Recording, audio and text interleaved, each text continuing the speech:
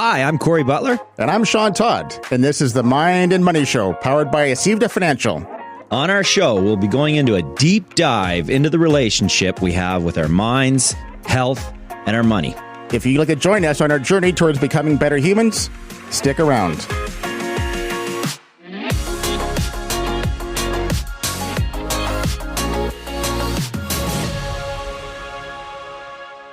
Well, good morning, everybody. Good morning, Corey. Good morning, Corey. Good morning, Ben. Good morning, Shawn. Well, that kind of leads us into something pretty quickly here. Today on the show, I think where we're going to go is we're going to have a little introduction about each and every one of us sitting at the table here. Almost like self-talk, but this is more healthy self-talk. Well, it's kind of like standing in front of the mirror. But with people listening. Yes. That's right. Which could get weird. Very. It only gets weird if you let it get weird. So, we're going to try to tighten, stay on that line, but, Thank you. Let that freak flag fly. Thanks, Ben. So, as a podcast listener, I have to ask your question when you subscribe is, why do I want to listen? No, it's true. And there's lots of good podcasts out there. So what are some ones that you like, Corey? Well, I absolutely love the Mind and Money Show. I think it's the best, really. It's the bomb. Yeah. Top 5 I've ever listened to. Sure. It's going to go big. It's just, the money's on the Mind and Money Show. Yeah. No, I think it's true. I think we have to kind of look at kind of where are we going, what are we doing, who are we, and why should you just spend the time today to listen to the next 30 minutes? I think one of those reasons as to why you would want to subscribe to us is we're keeping it real. We've all come from the trenches in terms of, a philosophical type conversation as to how did I get here? How did everything become the way that it is today? And so we're trying to bring to you stories that are relevant, things that you can touch and implement in your life and exercise immediately. And, and so we're all challenged on our day-to-day livings. Some of us, myself included, have tardiness issues. Some of us have issues with trying to keep on top of day-to-day activities and chores around the house. And some of us have roommates that we live with that are challenged at times. It's a good point. No, for sure. And I think, from a business side, this is something that we're very fortunate, in the financial planning, financial services advisory side of things. We have such great exposure to such interesting people and some of the stories we hear. And I think when, Corey, you and I first started pitching this back and forth, the focus of this was going to be on retelling the stories, connecting our listeners to some of those amazing opportunities, as opposed to using this podcast as a sales pitch. And I think that differentiates ourselves from some of the other, proprietary podcasts. I think it allows us to be more independent. Let's look at some great stories. Let's connect the people that we care about with opportunities they may not always get. I totally agree, Shawn.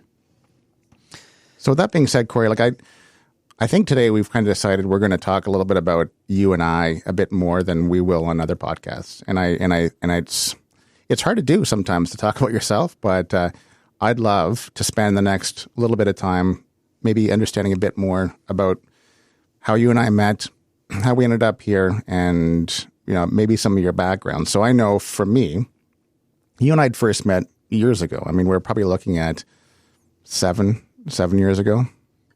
Is that right? It's probably more. Yeah. Well, if you think about it, we're starting in our third together. Yes. My previous role, I was in that for 6 years. And then the previous role, that's where I first met you. Yeah, sure. So you're looking at, that's good. Wow, I've known you 10 years already. You look great, though. Haven't aged a day. Not a day. Very great. So one of the funny things I like about this, when our worlds collide there is you'd come in to our office and you were at that point in time working as an investment wholesaler for Front Street Capital. And we were setting up a meeting, or had set up a meeting. And for whatever reason, the meeting didn't happen. You couldn't make it in.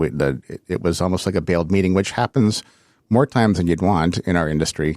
So right away, it's kind of a negative. Right away, you think, I don't know who this guy is. I don't know if I want to spend more time the next time. But what made it different for me, Corey, was it was the next morning. I had a sorry card on my desk, and it was a LCBO gift certificate, and there was something different about that. You obviously cared about that meeting, and you wanted to apologize, and we reconnected again. And that was the best hour. Was the next time we met. We had breakfast. It was I loved that introduction, and I loved that you were personal about it, the mistake. And anyways, thank God that happened, because here we are almost a decade later. So, that's fun. But tell me a little bit about that. Tell me a bit about how did you end up, and where'd you start from? I want to hear a bit about your story. Well, it's not the conventional manner that one would generally get to this role, one might say. Back in the day, I guess late into the 90s, I was in bricklaying, masonry. I was in the construction field, and I was 21, and I had gotten in a bad car accident, and I had broken my arms and messed up my hips and all sorts of good stuff like that. Recovered from that, and then got presented with an opportunity to re-educate myself. And so I didn't really have a good idea of, what or who or where I wanted to be in life. And at the time, I was dating a girl whose father was the head of the NRC, which, for those that don't know what that is, that's the National Research Council. And so he had brought up to me that, well, you like to work with your hands and you're not bad at math. Why don't you look at tool and die? And I had really never considered anything like that. And so I went down that path and went back to college, went through full retraining, and worked for Boeing, the aircraft manufacturer. And then I moved on from there to a company called MDS Nordion, doing radioisotopes, cancer treatment in terms of building the machinery, putting together the actual isotopes to administer treatment. And through that period, I found myself incredibly bored. I was not satisfied on a day-to-day basis, and I felt very unfulfilled. And as humans, we all know when you start feeling unfulfilled, you start filling voids. And so I got to the point where I thought, okay, maybe I should talk to the HR department. I've been kind of hanging around with the sales guys and, trying to get in on their meetings because I really liked the whole, schmoozing and, shaking hands and kissing babies per se. And so I went to the HR department and they said, Corey, we do like you as an employee, surprising enough. And so I started to go back to school on a part-time basis. They said that you needed to get a university degree under your belt, and I had only had a college diploma. So here I was going back to Carleton University, taking algebra, taking calculus. Oh my God, why do we even take those courses? And then the light bulb went off. I went and I started taking economics, and something about percent signs, dollar signs in front of numbers, GDP, inflation, CPI, all these terms you hear out there in the media that you don't really have a good handle on because you just don't research it. And lo and behold, it really resonated with me. And so then it kind of sent me on a path I wasn't really prepared for. And my wife at the time had said, why don't you look at the insurance business?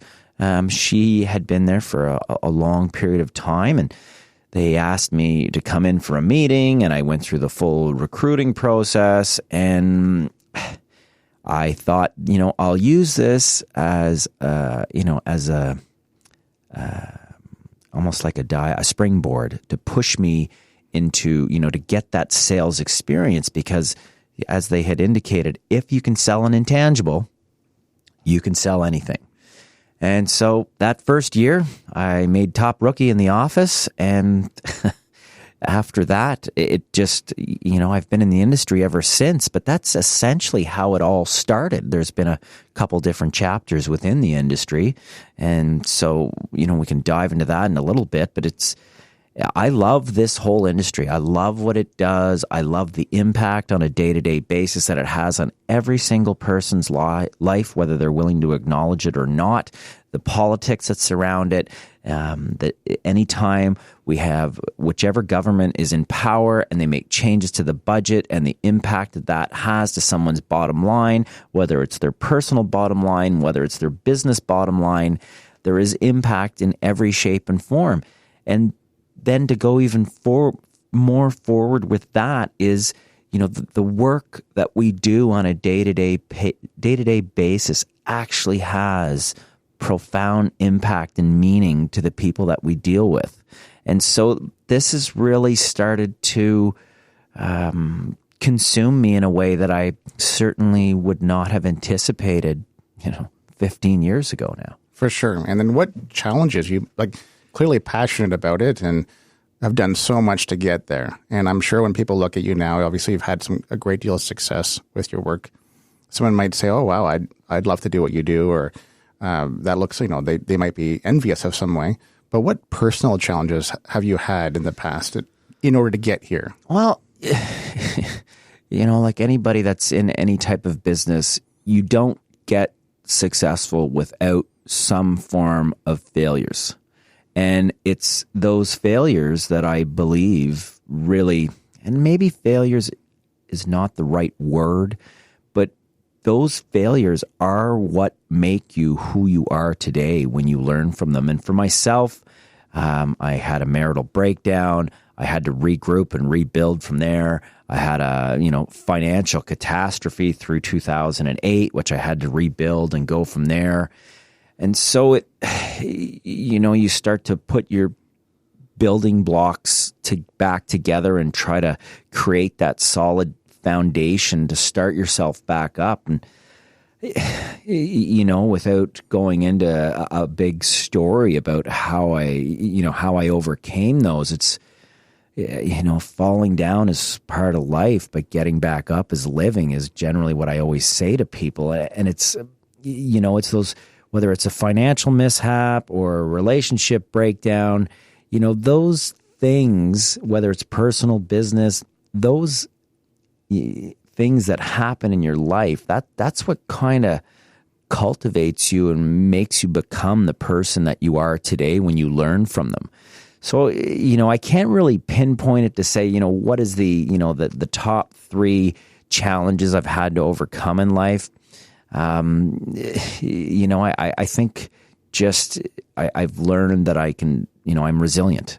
And I think human beings in general are much more resilient than they give themselves credit for. Shawn, if we were to look at you, and I'll just put the question back in your lap, like you've had to overcome some periods in your life that, would bring some people to their knees. And you literally had an incident in your life that brought you more than to your knees. It brought you to be on your back, very flat for an extended period of time. A little bit. Never do that. Never flip your ATV. Bad idea. Bad idea. Very bad. So I guess, I'm just trying to. But it must be a bit of a glue. I'm sorry to interrupt, but it's like what you're describing is very powerful. And then, and obviously hurdles and you're overcoming those. But then how much does that connect you to the people you're actually seeing? Because they're experiencing very similar. So some people would be, they don't want to talk about those things. But for me, when I'm listening to you, I'm thinking, my God, what you're experienced is something that's going to gel and connect you with the people that come into your office for advice. Would you agree with that? Absolutely, right? Like people come in, of all shapes and forms from all walks of life, and everybody has, a challenge in front of them, and in whichever category it's in. And I think having your own personal challenges that you've gone through, that you can actually sit back in the chair across from that client, prospect, friend, family member, and actually be able to walk along with them in their shoes as they talk about their challenge and their story, I think keeps it very real and helps you have that compassion, that sympathy, to be able to have empathy with that individual, to allow you to feel their pain and not just kind of, well, yeah, let's not worry about that. Let's just get down the paragraph here to where we need to be. So I think that's, part of that is it's learned. We're getting a little bit more mature and a little bit more gray around the temples. But, so I think there's definitely some wisdom that's been gained over the years. And I think that is probably, something that has, helped me immensely over the last decade, I would say. Yeah, sure. I think it's all part of that internal growth, right? Like we're building this show kind of around how do we succeed, how do we overcome, and I think that's where all doing, myself included.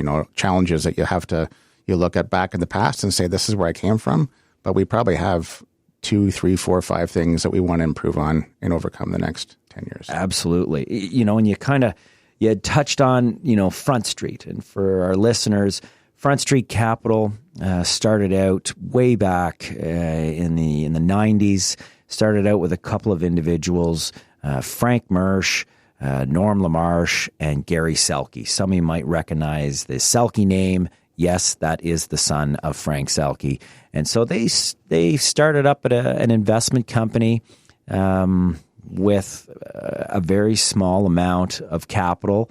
Even though it sounds like a big number, in the reality, to start a company with $150 million and end up with $3 billion, into the middle of 2007 is a pretty incredible feat. And my time working with those individuals at that firm has certainly molded me and crafted me into, the human being that I've become today in the financial industry. And it was certainly something that was very attractive to us on our side. When I started looking at it and first started dealing with you, it was very innovative, outside the box thinking, and it was just progressive. It was a place we could go and lean on and great investments for our clients, but just do it in a different way.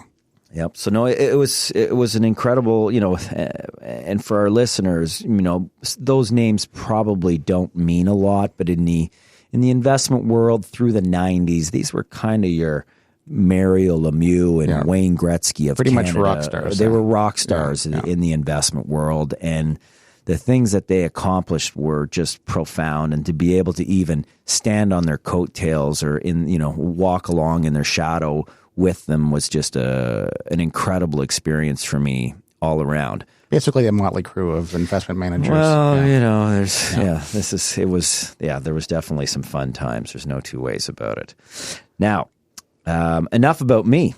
Shawn Todd, you've had a very interesting path, even in terms of how did you even get to the point where you were actually going to become an advisor? Well, I've been on this path, I guess, since I was about 13 and just didn't realize it. This is the weird thing is Bryan Adams is my stepfather. And he was part of my family. Not the rock star. Slightly different. When my mom came home that time and said, hey, I just met a nice guy, Bryan Adams. I'm like, this is fantastic. This is going to be really great. Different Bryan Adams, great guy. So Bryan Adams becomes my stepdad. And I'm 13 and he's new in our life. And he gave me a ledger for my 13th birthday. So not a whole lot of kids get ledgers at 13, but I got one. So what I should have realized then is this is probably a trajectory that I'm on. But I've been very fortunate. My mom was a financial advisor. Brian's my stepdad. He's a very successful financial advisor, over 47 years in the business.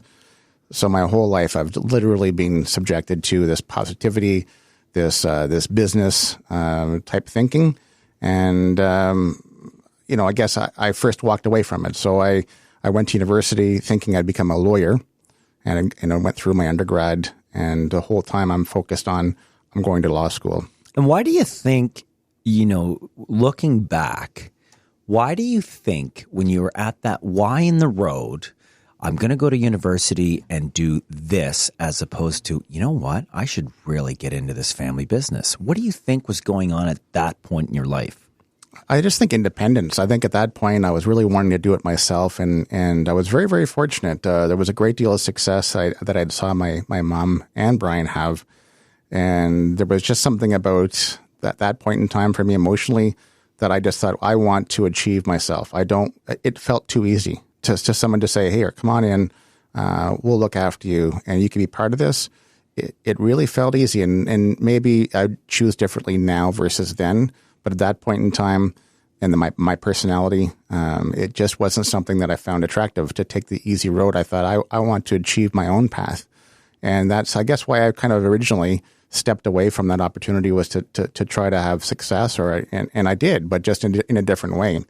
And it wasn't until later that I really valued some of the things that business ownership brought, that I look back and I'm a young family and I'm realizing, you know what, I really want to be on that side of the fence. I like what I've achieved and what I've done, but it wasn't satisfying all of my appetite. So, if we fast forward there, I ended up not going on to law school. I ended up joining the police force. I saw some of my colleagues and some of my other student friends joining the police force, and it was exciting. I was listening to their stories and watching what they had achieved.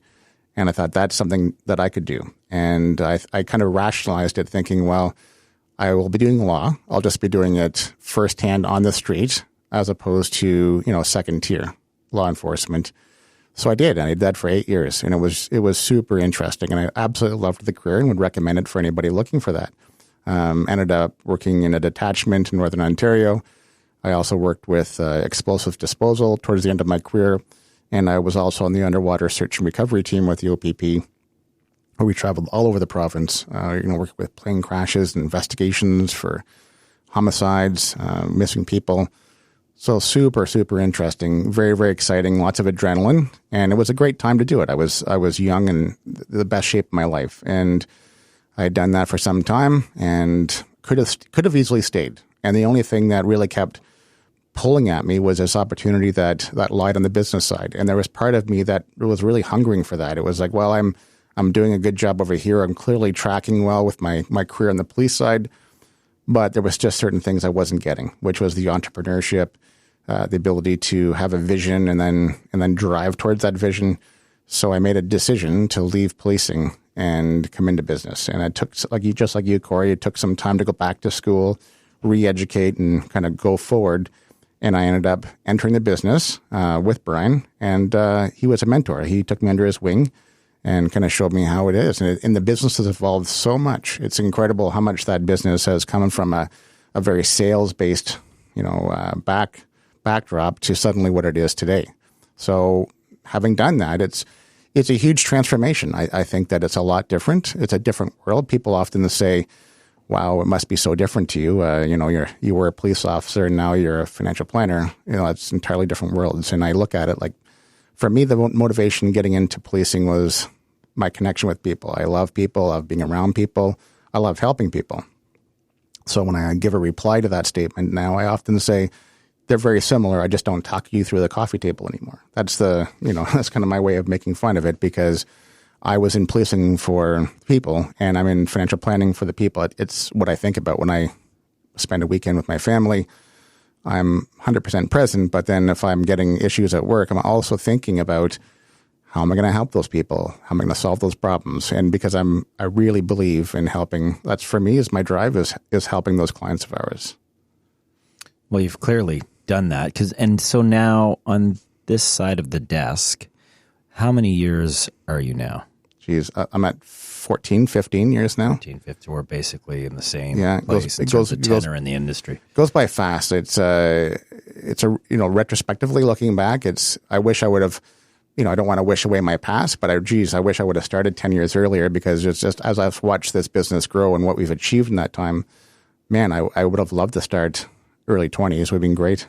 I guess everything happens for a reason at the end of the day. For sure. And then, I think sometimes the experiences that I've gained as a police officer and in the past have made me better at my current role, because 100%. It's again, just like you, we talked a bit about some of these challenges that you bring into your present day. And I think, I'm not the person that I am today without, my experience in the military. So when I was in the university, I went to infantry officer training to do officer training, and that was engaged to New Brunswick. And that was very, very interesting. And For someone looking for challenges, that's probably the biggest challenge that I've ever had, was getting through that training. And what it's provided me now is this sense of being that I know what I can accomplish, and I know how hard I have to work, and I probably will never experience anything so physically demanding ever again. But that to me makes me a better business owner, makes me a better financial planner, because it also allows me to push a little farther. And sometimes, just from a day-to-day perspective, when you're on that treadmill or you're out for that run and you're thinking you hit the wall, then I try to push myself back into a mental place where I remember just how hard that was, to say, no, you've been at it a lot harder. You can push yourself a bit more. Yeah, you've certainly acquired some, characteristics and mindset through both of those experiences in your life, right? Being in the military, being a police officer, comes with a discipline that you need to adhere to on a daily basis. Sure, and it's very grounding. Like some of these things, they teach you about life. And where I started off in my journey of life is a lot different than where I am now, and I'm sure it's going to be a lot different where I'm going to end it. But even things like you alluded to earlier about even the accident with breaking my back, and I look at that, and if I could erase something, I'd love to be able to erase that moment, because it was so painful and it was so frightening to go through. But in some ways, it's brought me other angles of how to look at my life. I'm out there with clients. It's a client activity, client day, with my friends and colleagues, and we're out for a nice ATV ride. And I happened to go over what I thought it looked like a very slow, rounding hill. And as I'm cresting this hill with my ATV, it's a cliff, and I'm unable to stop the ATV in time. So the ATV and I go off this, fairly high, mound, and I went over the handlebars first as I'm trying to put the brakes on, and the ATV lands on top of me, and right away I know I broke my back. So I'm lying in this field in Calabogie with a potentially broken back, and I think that's it. I think that's my moment, and it's really scary. Like, I'll be honest, it's probably the scariest thing that's ever happened, because every other time in my life, I always felt like I could get through whatever I was experiencing. In that particular moment, I knew in my gut, I thought, I'm not getting through this next 10 minutes. And the best I could do was to ask a friend to call my parents. That was the energy that I could exert, and I thought that was it.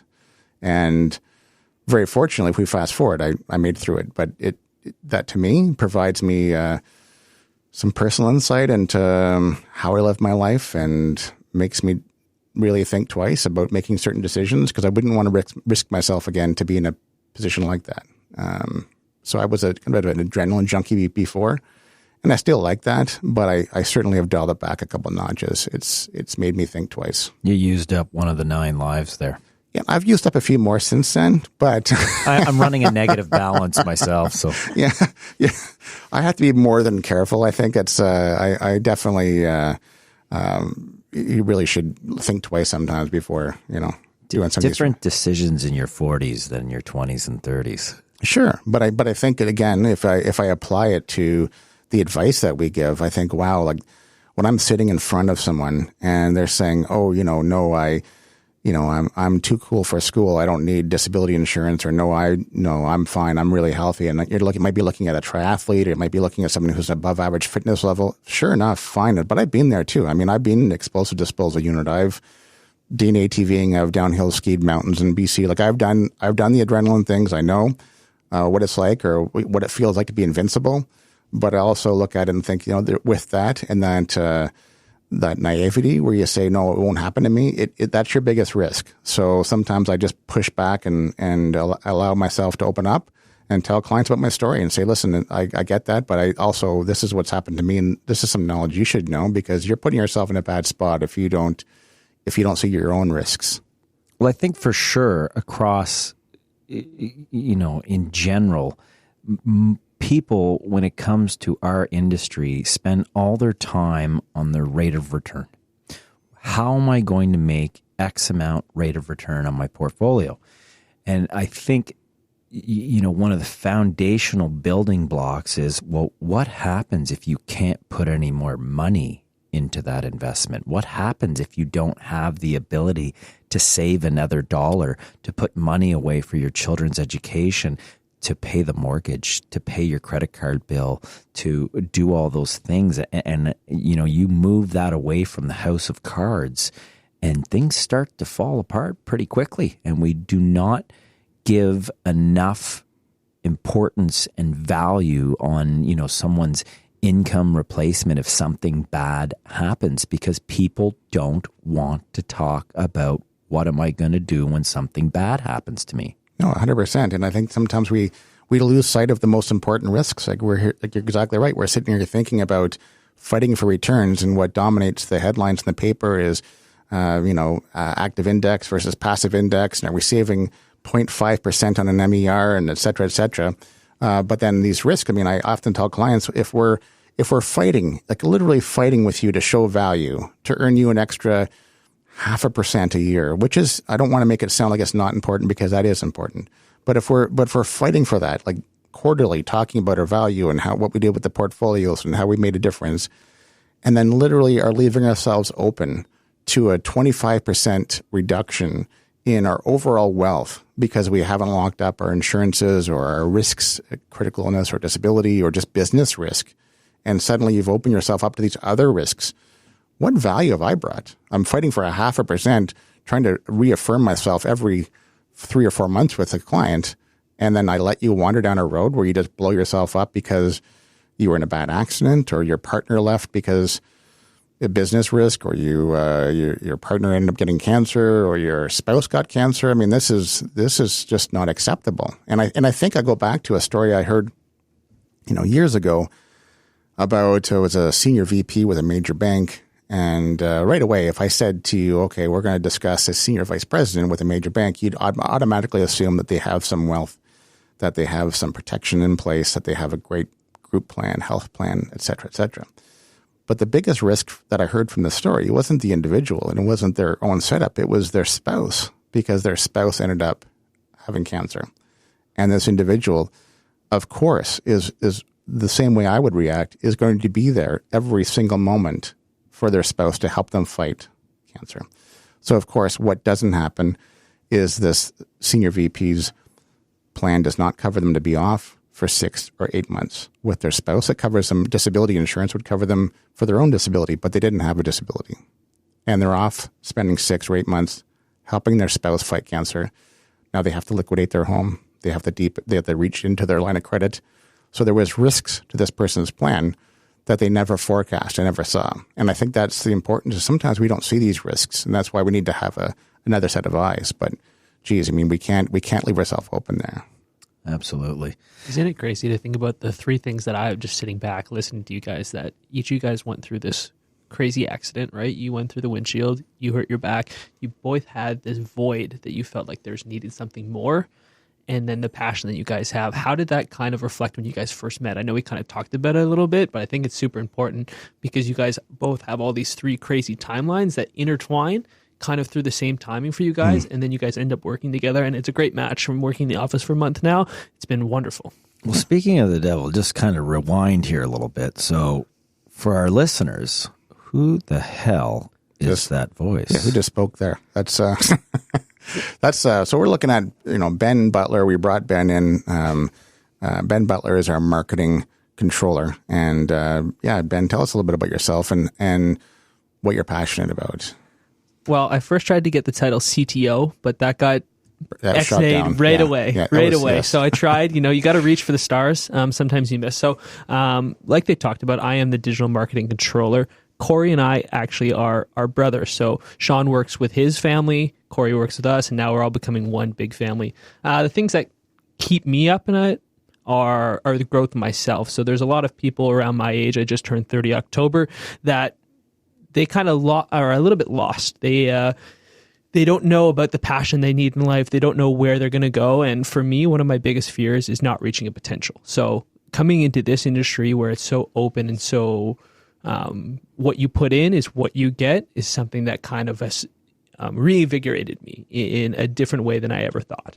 Yeah, it's neat too. How we cross paths as well, Ben. Like it's certainly, that's another interesting. I love how my life goes sometimes, but we had actually interviewed a couple of years ago, and you just killed that interview. And so I actually was more worried about, I don't think you're going to enjoy that job long term. And then this position really fit. Like as soon as we had that role open and we talked about who we're going to fit in that, and then your name came up, it was like, oh my God, that's the right person for this role. Yeah, that was pretty funny. So for people that don't know me, I can't sit still.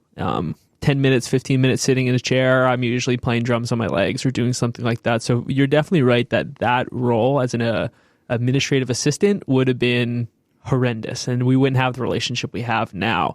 So I was super excited. Even the call that me and Corey had that kind of sparked that ignition was, he was like, we're looking for this guy, we're looking for a marketing guy. I'm like, I took this in school, right? This is something I want to try. This is something I'm passionate about. Working with you guys, Shawn, we met actually on a golf course. That was the first time met at Greyhawk. Yes. We smoked some stogies.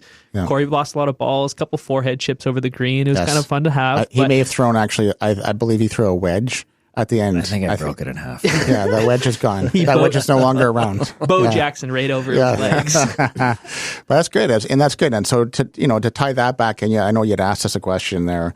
The connection Corey and I have, and I think that is, if we look at that, just like you and I had a connection, I think Corey and I have had a really good connection from day one, and it's different backgrounds, but similar in a lot of values and how we treat our clients, and certainly I believe our long-term visions align. And there's different reasons people end up in this business.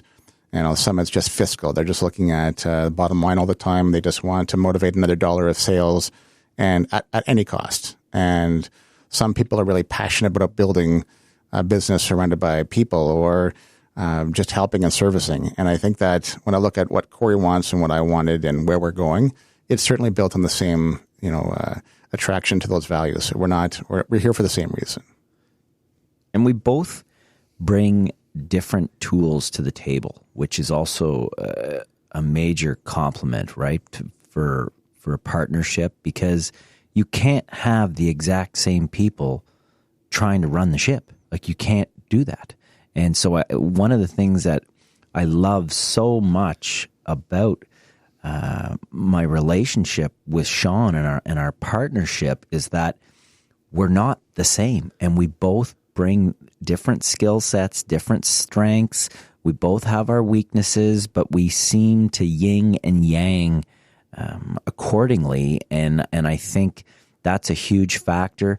Even when we've had had to go through some difficult conversations, we manage those well. So it's arguably at this point in my life and my career, this is probably the best, business relationship I've had to date. And I guess it all just comes down to timing and maturity levels and, what you've learned in life and where you're at and what you're willing to, to swallow, I guess, right? Because nothing's ever perfect, but if you can keep striving for something in the same direction, success is probably going to happen. Yeah, I feel the same way, and I like the yin and yang. It's a great way to describe it. I like the fact that we push each other in the right direction. Even the fact that we're doing this right now. So a lot of people, you'd be talking about this, and it would never get off the ground. And here you and I, we pitch a podcast to each other. We've got different backgrounds and values, but we end up here. We are. We're doing it, and it's fun. I like what the future has to hold for us, but certainly I think we push each other a little bit. Absolutely. And for the listeners, like, what we're trying to bring to you is just, to help you become a better human being. And it's not just about giving you the top 5 secrets on how to manage your TFSA or, estate planning, because you're going to go to sleep when you listen to that one until you hear about the bill from CRA. So it's just, we're trying to bring all aspects of life, because if you can function 10% better than you do today, you're going to be successful at whatever you're doing. It's guaranteed. And I think the value of just hearing other people like yourself. So just like today, Corey and I are talking about ourselves and some of the hurdles we've overcome and why we're here. We want to continue to have a podcast that brings you other entrepreneur-minded individuals, successful business owners, whether they're professional-minded or business owners, but people with also similar values that you might resonate and say, you know what, I got something out of that podcast. And maybe the next podcast is slightly different, but you're probably going to see a theme of success-minded people overcoming difficulties who want personal and business growth.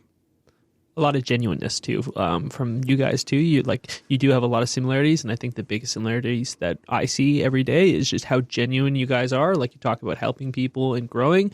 Those are things people want to hear about, and they want to know that their advisors are actual people, not just looking for ROI on their own life. No, I agree, and I think that's what connects and kind of bonds us deeper. That to me, I feel at the end of the day is I have a connection with my clients that's it's very exceptionally deep. I open myself up, and I know Corey, you do too. We talk about ourselves and our own personal lives, and I feel that allows the client to also open up a little bit too. And that if I'm a good listener and I listen to what they're experiencing, then I can become passionate about what's important to them. Because probably, regardless of what business you're in, the most important characteristic that one can bring to the table is to be trustworthy. That would definitely be right at the top of the party. I would think for everyone, top of the party list, especially if you look at when's the times that you really feel stress from a money side. If we look back, 2008, it's been long enough now, most people forget what it's like. But in 2008, the markets are tanking. People have this sense of fear. You can't walk around without picking up a paper that says doom and gloom on it. And what you have to ask yourself is, do I trust the person that's going to call me or that I'm going to call and say, are we okay? And if the person says if you trust them and they say, you're fine, you're absolutely fine, then that's you have a good connection. But if you can't trust that person, then you're really, that's going to be very, very stressful. And if it's not 2008, it's when you lose your job, or it's when you find out you're going to have another child, or when you're in a bad car accident, or you have a health condition. All those times, you want to be able to pick the phone up and call your advisor and say, am I okay? And you need to be able to believe that answer. And if you don't, you really have to question that relationship. In a high percentage of times where we meet a new client or somebody that's going to come and work with us and go on the journey, is they all say the same thing. I have not heard from my advisor. I have not had an email. I have not heard back from them in some time. And so that's something that we kind of pat ourselves on the back, is we really do a great job of communicating with our clients, with the people in our circles, to let them know what's going on regardless of topic, direction. We're very full disclosure in terms of where we're at, what's going on. And I think people, it very much resonates with them. I agree with that. And it's so important, that the whole art of communication and listening. Oh yeah, definitely. And even though you're talking about an advisor, but you're definitely talking about more of a partnership than just one-offs. Yes. Yeah, it's not transactional at all. No, it's wonderful to see for someone that's new in the industry, that wants to grow in the industry, to have two people like you. Don't want to pack you guys on your back too much. Corey's head is already large and in charge, but it is great to see, and it actually helps my passion and fuels me when I come in. Sometimes I feel tired, sometimes I fall asleep at my desk. Some people, That's never happened. Just that once, just once. One time. And then it gets me going, to be honest with you. And I don't think we've really spoken too much about it since then, but that stuff is helping me fuel my fire, and I want to thank you guys for that. Well, and actually, Ben, on that, because you just kind of made something trigger for me, is you've come in basically, let's just say, blind to the industry. That's not funny, Ben. He's taking advantage of my disabilities right that's now. Right. No, but what I wanted to get across is, Ben, what would be, if you were going to go out there, and Ben is 30, and so, keeping it relevant in terms of his demographic, coming in and seeing what's going on and going, oh my God, all this stuff happens, or that's how it works. I had no idea, because we all know, and we hear it again and again, that the education system has dropped the ball with learning how to use a credit card, or understanding what the hell an RSP or a TFSA or a RIF or a stock versus equity versus ETF versus passive versus active. We've done a really, really shitty job of educating people in our country. not even just educating, but understanding what those words mean. The jargon from the financial world is basically Spanish. It's a whole new language. But I think the biggest thing for someone in my age, I'm a little more impulsive than a lot of people, just how my mindset is, but it is the retirement savings. We do that easy calculator thing, and it shows you how much you're supposed to save per month. And I look at that, and my heart goes from about 157. Like, just my heart rate goes up because so many people aren't planning for that, where they don't even realize you can't live off CPP and OAS. And that's something that freaks me out now. I think about that. I'm like, I need to start saving, because if I don't, my life is going to be tough when I get older. Sure. And then options, right? Your options get smaller. I mean, you'll have a paycheck, but it's how big is that check going to be? What can you afford to do? You know, do we even get to accomplish the goals that you set for yourself? That's the differentiator. Yeah. And right now I have a couple of roommates that I live with, and, you know, I have a very easy lifestyle that I can grow into, but must be tough, Ben. Life is tough sometimes. Like, those roommates are incredible. The way that they help fund your lifestyle. Yeah. It's try having kids in university. Well, that's what I mean. Now that I'm starting to think about that stuff, is I'm at a very good place, but there's stuff that's going to happen up in my road, hopefully, that's going to be able to taking those money that I put aside that I should be saving for my retirement. Eventually we'll have kids. I'll probably buy a house. All that stuff I'm going to have to start saving for. First, you're really, you gotta walk before you run. So I'm definitely crawling. Goals. But first, you know, those things are going to come up. They're definitely going to come up, and I need to be more prepared. And I think talking to my friends, I worry for a lot of us that we're not ready for it. Not even close. No, that's true. That's true. But we are here to help educate. We are here to guide. The times where we don't have the answers, I have to say, our team and depth of diversity in terms of knowledge and experience, we will get you the answers that you need. So more of this to come. I think as we look forward to the next few podcasts, we're going to have we're reaching out to some great guests. We've already had opportunities to kind of touch base and have some people agree to be interviewed by us. And we're looking forward to you getting a chance to hear them and connect with them a little bit. And thank you for coming along on the journey with us. Really appreciate sharing the stories, and looking forward to connecting more. Thanks for joining us. To learn more about the topics we've spoken about, check out our blog page at explainthis.ca. If you enjoyed the show, please subscribe, rate, and review us in your favorite podcast app. This is Shawn, Todd, and Corey Butler. Until next time.